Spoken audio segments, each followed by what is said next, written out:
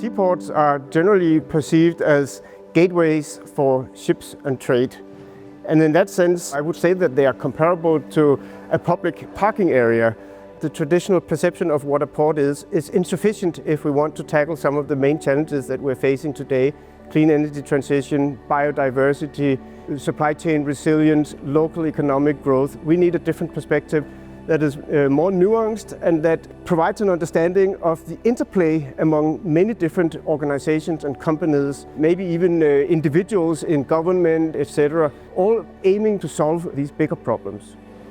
You know, when you go about change, there's always a lot of obstacles and challenges attached to this. You know, no matter whether you're an organization or a private person or a university, I guess it's the same for all of us. So I think some of the challenges we are facing right now are the same as anyone going through a transition. And a lot to do with the green transition we're trying to be part of is, you know, frustration that everything takes time.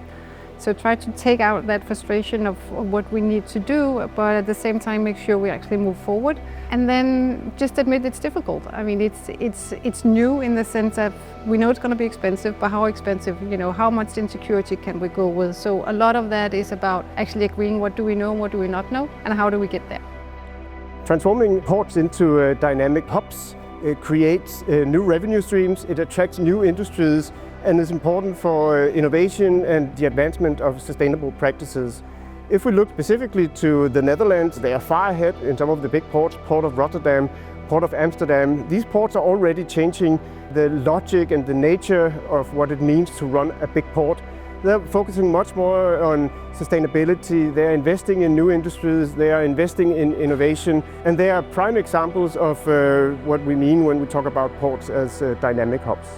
But with a new president in the US and with everything that's going on geopolitical agenda, I believe there will be a lot of changes, major changes. For us, major changes in trade patterns also means major changes in supply chains. And hence you have, you know, a huge domino effect. Everything is going to influence each other in how we're going to ship things, who's actually going to buy them, who's going to produce them. As a consequence of this, there will be a much closely knit trading between the European countries, and I think also very much within the Nordic countries. I think this is time that we move closer together and find out actually, okay, if the whole globalization idea as we knew it, with open economies and a lot of free trade is gone, you know, what do you want to substitute that with? And with that you need, when you're a small open economy, somebody you can rely on, somebody you can still work with. So I think we should be really busy about getting that going, you know, with the countries very close to us, but also on a EU perspective.